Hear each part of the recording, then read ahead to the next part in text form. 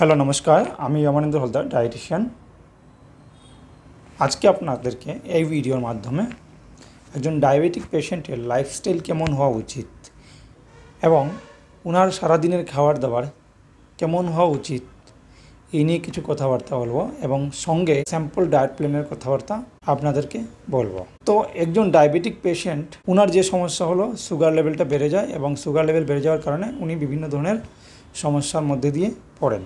এখন আমরা যদি সুগার লেভেলটাকে নিয়ন্ত্রণে রাখতে চাই তাহলে আমাদের তিনটা অপশন আছে। তিনটাকে একত্রে আমরা যদি চালাই তাহলে আমরা একজন ডায়াবেটিক পেশেন্টের সুগার লেভেল নিয়ন্ত্রণে রাখতে পারবো।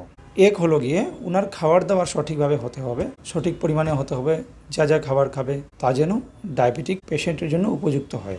2 নম্বর হলো ওনাকে মেডিসিন খাওয়াতে হবে ডক্টরের পরামর্শ অনুযায়ী। 3 নম্বর হলো গিয়ে ওনার ফিজিক্যাল অ্যাক্টিভিটি সঠিকভাবে মেনটেন করে চলতে হবে। তো এই ওনার যে মিলস রয়েছে সেই মিলসটাকে 5 থেকে 6টা ভাগে ভাগ করতে হবে। Early morning breakfast, mid morning lunch, evening snacks, dinner and night cap. তো এই কয়েকটা ভাগে ভাগ করে নেওয়ার পরে আপনাকে ছোট ছোট ভাগে মিলস আপনাকে দিতে হবে পেশেন্টকে। তো একজন পেশেন্ট সকালে ঘুম থেকে ওঠার পরে উনি কী করতে পারেন, ফেনিগ্রিক সিড ওয়াটার অথবা কিউমিন সিড ওয়াটার উনি খেতে পারেন, যেটা সারা রাত্র ধরে ভেজানো ছিল।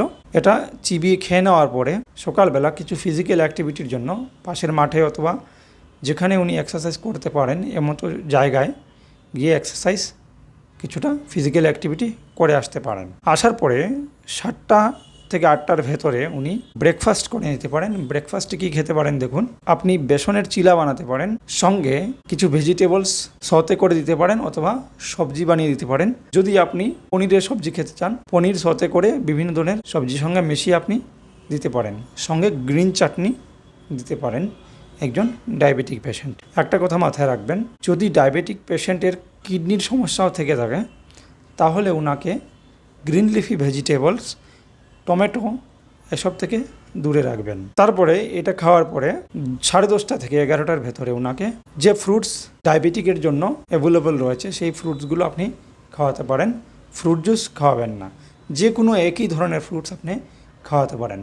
যদি আপনি বেনানা খাওয়াতে চান তাহলে কিন্তু এটা যেন কম পাকা হয়, অতিরিক্ত পাকা বেনানা খাওয়াবেন না, একটা মাঝারি সাইজের বেনানা আপনি খাওয়াতে পারেন। আপনি আপেল খাওয়াতে পারেন, গোয়াবা খাওয়াতে পারেন, অরেঞ্জ খাওয়াতে পারেন। এই ফলগুলো আপনি দিতে পারেন, যে কোনো একটা ফল আপনি খাওয়ান। অথবা যদি আপনার মনে হয় যে আপনি ফল খাবেন না তাহলে আপনাকে বাটার মিল্ক কোনো ধরনের স্যুপ আপনি খেতে পারেন ওই সময়ে।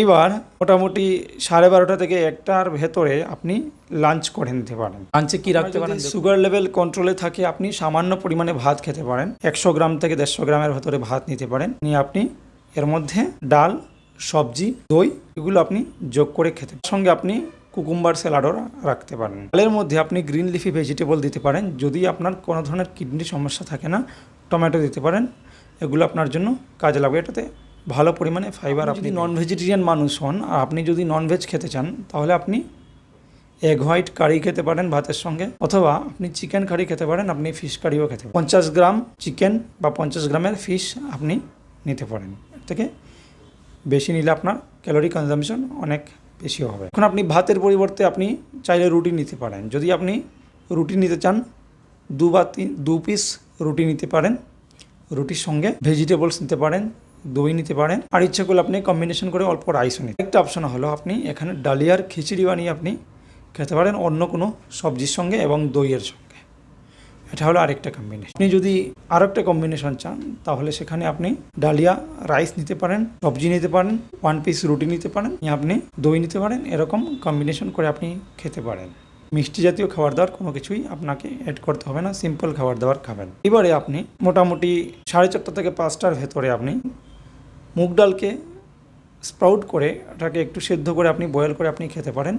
মোটামুটি ছোট্ট এক বাউলের মতো আপনি খেয়ে নিতে। এটা যদি আপনার পছন্দ না হয় আপনি একটা সিম্পল হোল ওয়েট ব্রেডের স্যান্ডউইচ বানিয়ে খেতে পারেন। এটাও যদি আপনার কাছে অপশনটা অন্যরকম লাগছে তাহলে আপনি এখানে স্যুপ খেতে পারেন, ফ্রুট বোল খেতে পারেন, বাটার মিল্ক খেতে পারেন, বাটার মিল্কের সঙ্গে অন্য কিছু। যদি আপনি চা খেতে চা অবশ্যই খেতে পারেন, কিন্তু এটা সুগারলেস চা হবে।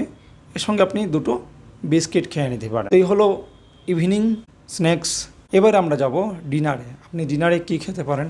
রাত্রেবেলা একটু হালকা খাবার দাবার খাওয়াই ভালো। ক্ষেত্রে আপনি ওটস খিচুড়ি খেতে পারেন, সঙ্গে আপনি যে কোনো একটা কারি নিতে পারেন, পনিরের কারি নিতে পারেন বা একটু ভেজিটেবলস কারি নিতে পারেন, বা চাইলে শুধুমাত্র দই দিয়ে আপনি ওটস খিচুড়িটা খেয়ে নিতে পারেন, খিচুড়ির মধ্যে যাতে ভেজিটেবলস দেওয়া থাকে। এছাড়া আরেকটা অপশন হলো গিয়ে আপনি সিম্পল রুটির সঙ্গে কোনো হাই প্রোটিন ভেজিটেবলস মিন্স আমি এটা বোঝাতে চাইছিলাম যে কোনো ধরনের কারি, সয়া কারি হতে পারে, পনিরের কারি হতে পারে, এগ কারি হতে পারে, বা চিকেন কারি হতে পারে, বা ফিশ কারি হতে পারে, কোনো কারি আপনি খেয়ে নিতে পারেন, যে কোনো একটা নিতেবেন। তার পাশাপাশি আপনি যখন রাত্রেবেলা ঘুমাতে যাবেন তার আগে আপনি ফেনিগ্রিক সিড ওয়াটার মানে মেথির ভেজানো জল আপনি খেতে পারেন, অথবা আপনি লো ফ্যাট মিল্ক এক গিলাস আপনি খেয়ে ঘুমাতে পারেন। যদি আপনার এটা জানা না থাকে যে লো ফ্যাট মিল্ক আপনি কীভাবে বানাবেন, তাহলে লো ফ্যাট মিল্ক মার্কেটেও পাওয়া যায়, ওখান থেকে আপনি কিনে আনতে পারেন। আর আপনি চাইলে ঘরে কীভাবে বানাবেন সেটা বলে দিচ্ছি। দুধটাকে গরম করে দুধের উপরে যে একটা মাখন বসে সেই মাখনটাকে উঠিয়ে নেবেন। কয়েকবার রিপিট করলে আপনার যে দুধ বাজার থেকে এনেছেন হাই ফ্যাটওয়ালা, সেটা লো ফ্যাটে কনভার্ট হয়ে যাবে। সেই দুধ দিয়ে আপনি ওনাকে দিতে পারেন। এই হচ্ছে একটা সিম্পল ডায়েট প্ল্যান, যেখানে একজন পেশেন্টকে আপনি সারাদিনের খাবার দাবার দিতে পারবেন। এখানে মোটামুটি 1300 থেকে 1500 কিলো ক্যালোরির মতো এনার্জি চলে আসবে, এবং প্রোটিন মোটামুটি 60 গ্রামের মতো প্রোটিন চলে আসবে। এর পাশাপাশি কার্বস, ভালো মানের ফ্যাট, এগুলোকে আপনি পেয়ে যাবেন এখানে। একটা কথা মাথায় রাখবেন, যখন রান্নাবান্না করবেন তেলের পরিমাণ কম ব্যবহার করবেন। তাহলে এই হলো একটা সিম্পল ডায়েট প্ল্যান, যে ডায়েট প্ল্যান মেনটেন করে একজন সাধারণ ডায়াবেটিক পেশেন্ট চললে সুগার লেভেল নিয়ন্ত্রণ করতে পারেন। এইবারে এই প্ল্যানটা কিন্তু একটা স্যাম্পল প্ল্যান। এই প্ল্যানটা সবার জন্য না, সব মানুষ এটাকে যদি ব্যবহার করতে শুরু করে দেয় তাহলে এটা হয়তো বিভিন্ন ধরনের সমস্যা সৃষ্টি করতে পারে। তার জন্য একজন পেশেন্টের লাইফস্টাইল, ওনার বডি ওয়েট, ওনার সব কিছু অ্যানালাইসিস করার পরেই একটা ডায়েট প্ল্যান দেওয়া হয়। ওনার বিভিন্ন ধরনের ব্লাড টেস্টিংয়ের পরে ওনার রিপোর্ট জেনে তারপরে ওনার ডায়েট প্ল্যান করা হয়। ওনার অন্যান্য যে ডিজিজগুলো আছে, ওনার হরমোনাল প্রোফাইল আছে, সেগুলোকে চেক করে দেওয়া হয়।